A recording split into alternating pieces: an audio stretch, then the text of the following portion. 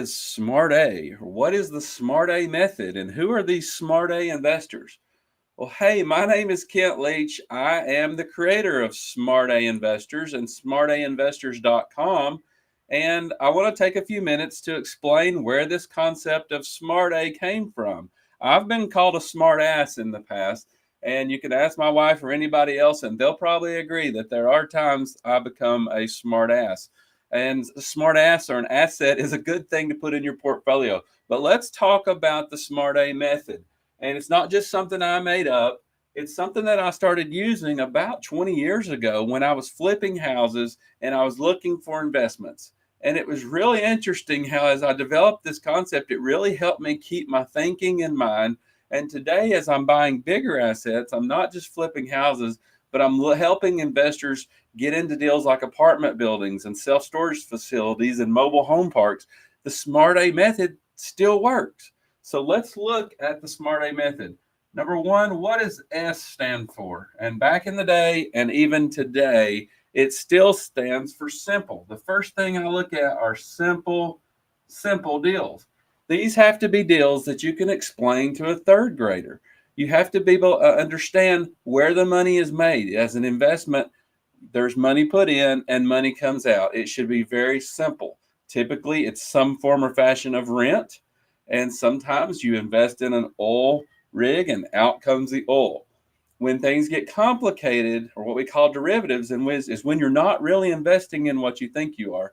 You're investing in something else, a derivative of an asset. And that's what we see on Wall Street a lot. You think you're investing in gold and silver, but you're investing in a bunch of paper that's not really gold and silver.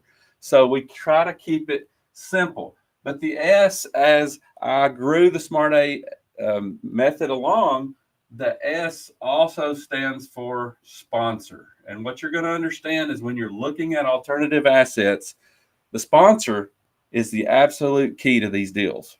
Okay. It's not just the asset. We'll talk about that later. The sponsor and being at the top is the absolute most important thing. Who is the sponsor? Well, the sponsor is somebody that puts the deal together. And you're going to say, Kent, aren't you putting the deals together? No, actually, my job is I know dozens, if not almost 100 different sponsors across dozens of asset classes.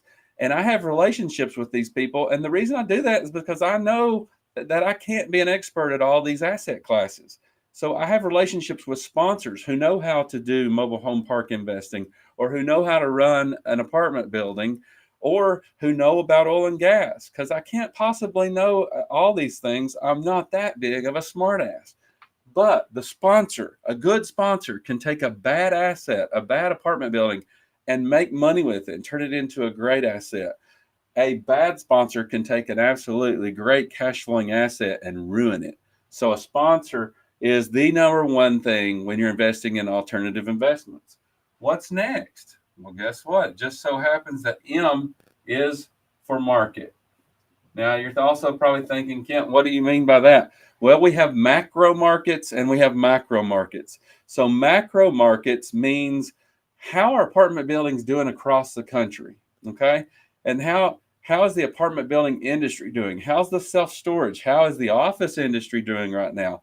Those are questions about macro market. Micro is how are apartment buildings in Phoenix, Arizona doing right now? How many apartment foreclosures are there in Houston, Texas right now? Those are micro markets. I want to know that the sponsor is really connected to the market. I want him to have done many deals in that market. I want him to have a lot of apartment buildings in that market or several self-storage facilities. I want him to be tied to the market. It's not an absolute necessity, but the market is huge. Micro market, we also want to look at the jobs in that market. We want to look at the employment. We want to look at the average median income. A lot of things that we want to know about the market. The next thing we're going to look at, which is really third, is the asset. Okay. So the asset is the apartment building. It is the mobile home park. You look at the asset, you look at its past performance, you looked at how it made money in the past and how this new operator is going to buy it and make that better. You look at the bones of the asset, and that's why I like to lay my eyes on assets. I like to walk an asset before I invest in it. And that's one of the hard things about investing in alternatives. These things, you're not always just taking somebody's word. You really need to go. You need to go see the market and see the asset. Now, the more you build in relationships like I have with my asset operators, I trust them. But a lot of times I still want to go lay eyes on the asset and see it myself. I want to see the roofs. I want to see the interiors of these apartments. How dated are they? How big of a problem is the asset? How are the bones of the asset? But you can see that that's third down the list.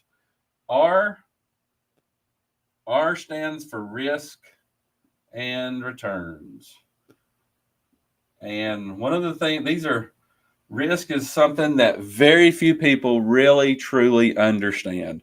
Risk can be mitigated, and risk is probably the reason you've not already invested in alternatives before, because you've been told that these real estate investments can be risky and that you can lose everything, and that you should just stay away and trust your money and trust it to Wall Street, where they pretty much fee your money to death, and they lie to you about your average returns. That's what happens there. But hey, alternatives aren't always risky. Now, sometimes they can be, and I'll tell you the most risky thing you can do is to jump on the first deal you see, only ask a few questions, and hand somebody a large amount of money for the next 5 years and not really know what's going on. That is risky, but that's not what I teach my investors to do. And the ones that let me do it for them, that's not what they expect me to do. I mitigate risk, and those who learn to mitigate risk get to enjoy massive returns. Okay, mitigate risk, massive returns, and that's what we're looking for with the returns. That's what I say. If you're in the stock market, on average, you may be getting 7 or 8%. Now you're saying, Kent, that's not right. I looked at, well, some years you're going to get 22%, but the next year you're going to get minus 11%. And when you do that math over the last 20 years, the stock market is not as great as people think it is. Then you get feed to death on top of that. You get people that make money when you don't even make money. So you've really got to understand returns and how they're calculated and how they're presented to you. In the alternative world, you just get an average annual return. You get internal rates of return. You get cash on cash returns. There's certain things you get, but the returns come differently than they do on the stock market. Sometimes you'll get a preferred rate of return. So just for simplicity, if you hand somebody $100,000 and they promised you an 8% preferred rate of return, you're going to receive a check, maybe 4 quarterly checks for $2,000 over that period of time that the asset's owned. Is it always that perfect? No. Sometimes it's more than that, and sometimes it's less than that. The preferred rate of return is what they have agreed to give you either no matter what on an ongoing basis, or they make it up at the end of the deal. But also these assets are appreciating, okay? So just like any other investment, you're receiving cash flow, almost like dividends on Wall Street. That's your cash flow, but your assets appreciating, and it's forced appreciation. We're not just waiting for the market to increase the asset's value. We're doing things to increase it. And in commercial real estate and commercial property, you force appreciation by improving the property and increasing rents. That's how you get higher values. So that's where the returns come from. And the last thing here is timing. It's actually time and timing. I like to use both. So for time, we want to get our money turning as fast as possible. And time has a big part to do with that. Most of my investors, I tell them my goal is to double my money every 5 years. And in order to do that, I need to achieve that 15% rate of return that I talk about quite a bit. 15% rate of return. If you can do in 5 years, if you can double your money every 5 years, that's the rule of 72. And there's some other videos I've done on that. You are on a pretty good track. So if you take $100,000 and you double that in 5 years to 200, and in 10 years you're at 400, and if you keep doing that, you're going to be wealthy and you're going to have enough for your retirement is going to be well taken care of. Okay, if you can keep doubling your money, but the velocity of money is the key. But if you can get that 5 years, maybe down to 4 or 3, we're talking about supercharging your retirement. We're talking about millions of dollars just starting. It's the power of compounding, just like you've seen in the past, but it's not just setting it, forgetting it. This is kind of supercharging these investments. You need to have some set it and forget it type investments, and we actually look at those in Smart A as well. We look at lending products where we're getting a steady 12% rate of return. And you're saying, Kent, but you told me we could get 15%. Yeah, we're going to get 12% here, which might be a base. We might have 50,000 sitting in this 12% base, but then we've got 50,000 sitting over here that has the opportunity to make 20 or 25%. So you've got this real safe, steady, non-risky base, and then maybe you've got an oil and gas deal. And oil and gas is volatile. I'm not going to lie to you. I don't say that's risky. It's just volatile, and I've learned how to mitigate risk. I can't really control the price of oil, but I also know where the break-even points are on a deal, and I know how a deal makes money, and I understand that. And so I know what the least it can return is usually, but not always. But we do want to look at time, and timing just means, is this a good time to be investing in this? Right now, as I make this video, office buildings have a really bad reputation. We came through COVID a few years ago. A lot of people got a taste of staying at home and working at home. And now today we're looking at it and they don't want to go back to work. So if you've got an office building that is not in a really good place, it's in the downtown area or just somewhere where there's not things around it, a lot of offices in trouble. But I'll show you a friend in Nashville that did a deal, and he just bought a medical office space, and it's completely full. So, but is it the best time to invest in office? Probably not. Is it the best time to invest in mobile home parks? That's not bad. So every market has its ups and downs.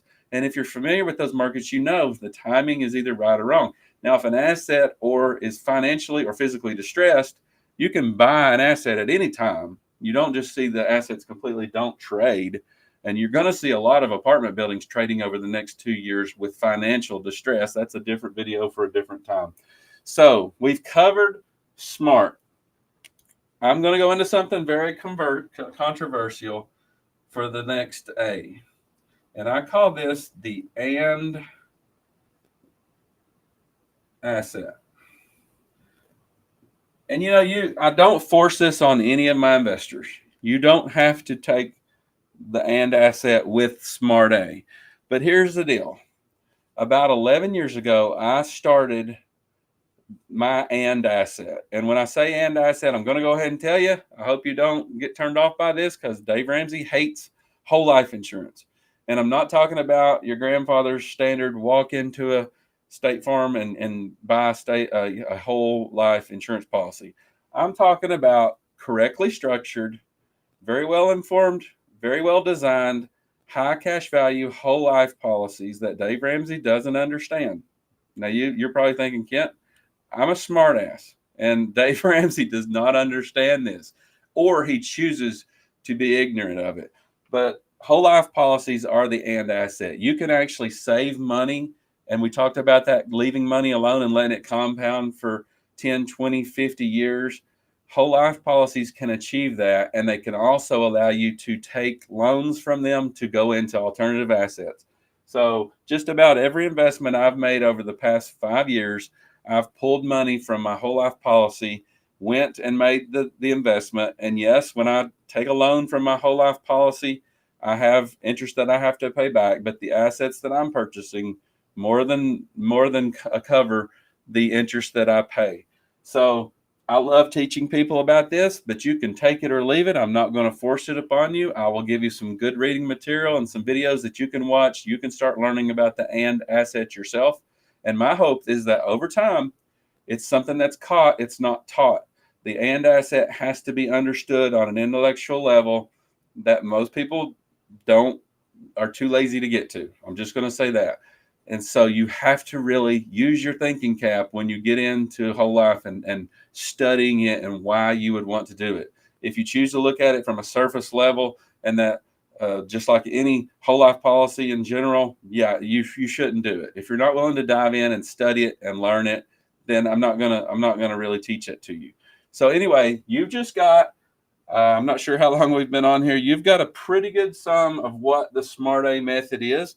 We can go into more detail in each of these, but that's in just the Smart A method. That's once you've found a deal, you should look at it with the smart, you don't need the end asset, but you should have a smart process of doing the due diligence. And that's a pretty good, covers just about all of the due diligence you'll do on an alternative asset. Okay. So I think I've covered just about everything. That's what Smart A is. So now you're informed. You know what it is. Now let's go a little bit deeper. Let's see if you want to work with us. See if you want to invest with us. You can take this information and go out on your own and do a great job of vetting an alternative asset.